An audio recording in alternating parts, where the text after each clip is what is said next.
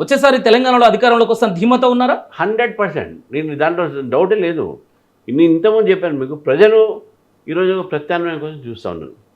బీఆర్ఎస్ని చూశారు, కాంగ్రెస్ని చూశారు, ఇప్పుడు బీజేపీకి అవకాశం ఇస్తారని చెప్పి నేను పూర్తిగా రామచంద్రరావు గారు వస్తాము అధికారంలోకి అంటున్నారు. కనీసం మీ సీఎం క్యాండిడేట్ ఎవరో చెప్పగలరా అండి? ఎందుకు చెప్తా మీరు? మా CM candidate legislative party decide చేస్తుంది. మాకు బెంగాల్లో మీ సీఎం క్యాండిడేట్ పెట్టినాము, గెలిచినామా మేము మన ఒరిస్సాలో సీఎం క్యాండిడేట్ పెట్టి గెలిచినాము మేము మహారాష్ట్రలో ఫస్ట్ టైం దేవేంద్ర ఫడ్నవీస్ కాకముందు మేము సీఎం పార్టీ పెట్టి గెలిచినామా?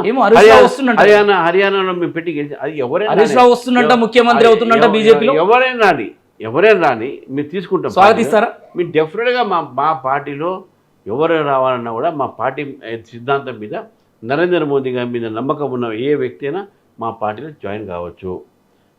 We are open to all. ఈయన ఆయన కాదు, ముఖ్యమంత్రి పదవి అడిగినా ఇచ్చేస్తారు. అది మీ పార్టీ క్యాండిడేట్ ముఖ్యమంత్రి నేను డిసైడ్ చేసేది, లెజిస్లేటివ్ పార్టీ డిసైడ్ చేస్తుంది. సో అన్ని రాష్ట్రాలు అదే చేసినాం, ఇక్కడ అదే చేస్తాం.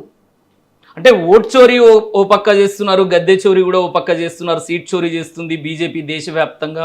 పశ్చిమ బెంగాల్లో అందుకే అధికారంలోకి వచ్చింది అని అంటున్నారు. అదే తెలంగాణలో అదే జరగబోతుంది. మెదడు చోరీ అయిన వాళ్ళు ఇట్లా మాట్లాడతారు. ఇది ఏం లేదు. పశ్చిమ బెంగాల్లో కూడా ఏమైందండి, ఇప్పుడు బంగ్లాదేశ్లో రోహింగ్యా పేర్లన్నీ ఉన్నాయి. తీసేటప్పుడు వాళ్ళ ప్రభుత్వం వాళ్ళదే కదా, టీఎంసీ ప్రభుత్వం కదా, మళ్ళీ వాళ్ళ అధికారులు ఎస్ఐఆర్ చేసింది రాష్ట్ర ప్రభుత్వం. అది గుర్తుపెట్టుకోండి, మేము కాదు. స్టేట్లో ఉన్న CEO ఇన్ఛార్జ్, దాంట్లో ఇన్వాల్వ్ అయ్యేటటువంటి అధికారులు స్టేట్ గవర్నమెంట్ అధికారులు, వాళ్ళ కంట్రోల్ మొత్తం కూడా స్టేట్ గవర్నమెంట్ వాళ్ళు ఉంటారు. మేము ఎట్లా చేస్తామండి? అది వాళ్ళ అవివేక. వీళ్ళు ఓడిపోతేనో ఈవీఎం అన్న ఓడిపోయినాడు, వీళ్ళు అదే ఈవీఎం గెలిచి ఏం మాట్లాడరు. ఇదే ఎస్ఐఆర్ అయిన తర్వాత కేరళలో గెలిచారు, ఏం మాట్లాడలే.